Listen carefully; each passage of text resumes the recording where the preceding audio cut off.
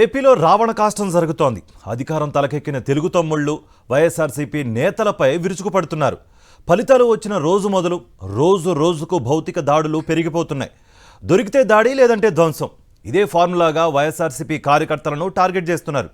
కక్షపూరితంగా దాడులు కొన్నైతే కారణం లేకుండా చేసే దాడులు మరికొన్ని.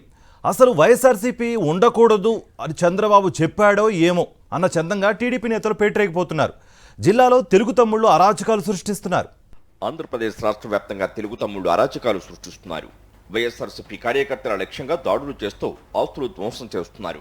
ఈ క్రమంలో వారికి అండగా నిలిచేందుకు వైఎస్ఆర్ కాంగ్రెస్ పార్టీ నడుం బిగించింది. లీగల్ టీంను ఏర్పాటు చేయడంతో పాటు ఆర్థిక సాయం కూడా ప్రకటిస్తూ వారిలో భరోసా నింపుతోంది. మీకు మేమున్నాం, మీ కుటుంబానికి అండగా ఉంటామంటూ జగన్ తీసుకుంటున్న నిర్ణయాలు కార్యకర్తల్లో ఉత్సాహాన్ని నింపుతున్నాయి. గుంటూరు డిప్యూటీ మేయర్ బాల వజ్రబాబు కార్యాలయంపై రాళ్లదాడి చేశారు ఇద్దరు యువకులు. దీంతో ఆఫీస్ అద్దాలు పగిలిపోగా రౌడీ షీటర్ పులినేని మధు, నరేష్ రాళ్లు విసిరినట్లు సీసీ ఫుటేజ్లో రికార్డైన దృశ్యాలను చూసి గుర్తించారు. ఈ దాడి వెనుక టీడీపీ నేతల ప్రమేయం ఉందని అనుమానాలు వ్యక్తం చేస్తున్న డిప్యూటీ మేయర్ బాల వజ్రబాబు సంఘటనపై పోలీసులకు ఫిర్యాదు చేశారు. టీడీపీ నేతల రాజకీయ దాడులు జరుగుతూనే ఉన్నాయి. ఈ నెల 1వ తేదీన పెన్షన్ల పంపిణీ రోజున శ్రీ సత్యసాయి నాగినాయని చెరువుతండ సర్పంచ్ ఆంజనేయులు నాయకు కుటుంబాన్ని టీడీపీ నేతలు వేధింపులకు గురిచేశారు. జిల్లా మంత్రి సవిత ఆదేశాలతో ఘటనలో లేని ఆంజనేయులు కుమారులపైన పోలీసులు అక్రమ కేసులు నమోదు చేశారు. ఫిర్యాదు చేయడానికి వెళ్లిన ఎస్టీ మహిళపై సమ్మక్క సారళమ్మ అంటూ పోలీసులు సైతం హేళన చేయడంపై మాజీ మంత్రి ఉషశ్రీ చరణ ఆగ్రహం వ్యక్తం చేశారు. ఏలూరు జిల్లాలో టీడీపీ నేతలు పేటరేగిపోతున్నారు. దెందులూరు, పోలవరం నియోజకవర్గాల్లో బరి తెగించి దాడులకు తెగబడుతూ పైశాచిక ఆనందం పొందుతున్నారు.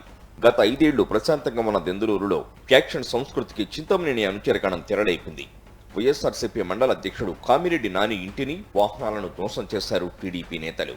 వైఎస్ఆర్సీపీ నేతల లక్ష్యంగా సాగుతున్న దాడులపై పోలవరం మాజీ ఎమ్మెల్యే తెల్లం బాలరాజు ఘాటుగా స్పందించారు. తెలుగుదేశం, జనసేన నాయకులు మా వైఎస్ఆర్సీపీ నాయకుల మీద, కార్యకర్తల మీద దాడులు చేస్తున్నారు, ఆస్తుల్ని ధ్వంసం చేస్తున్నారు. నెల్లూరు జిల్లాలో టీడీపీ నేతల దాడుల్లో ఆస్తులు కోల్పోయిన కార్యకర్తలకు అండగా నిలుస్తున్నారు వైఎస్ఆర్సీపీ నేతలు.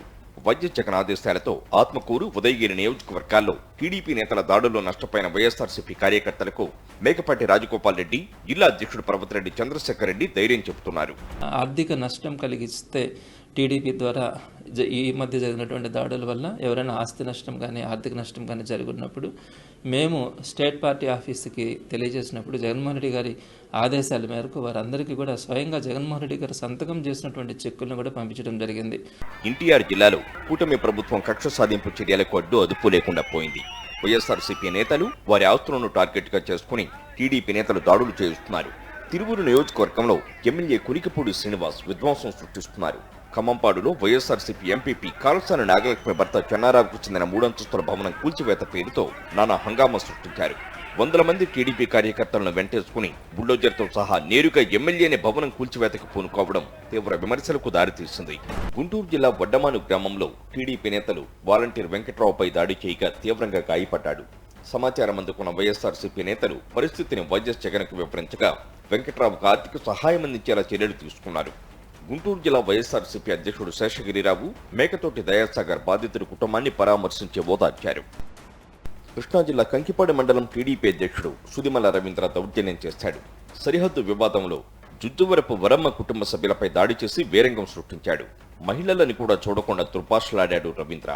కంకిపాడు పోలీసులకు వరమ్మ కుటుంబ సభ్యులు ఫిర్యాదు చేశారు. అధికారంలోకి వచ్చింది దాడులు చేయడానికి అన్నట్లుంది టీడీపీ నేతల తీరు. కౌంటింగ్ మరుసటి రోజు నుంచే వైఎస్ఆర్సీపీ నేతలు వారి ఆస్తుల లక్ష్యంగా రెచ్చిపోతున్నారు తెలుగు తమ్ముళ్లు.